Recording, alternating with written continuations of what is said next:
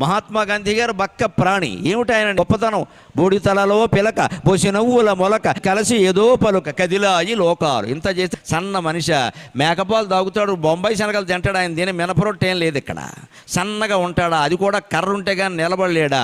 ఆయన ఉప్పు సత్యాగ్రహంలో గుప్పిటను ఉప్పు బట్టకనే గుప్పని లేచినది ఉద్యమాగ్ని, గుప్పిటను ఉప్పు బట్టకనే గుప్పని లేచినది ఉద్యమాగ్ని, లాకప్పులు లాటి దెబ్బలును కానుకలయ్యను జాతి నేతకు.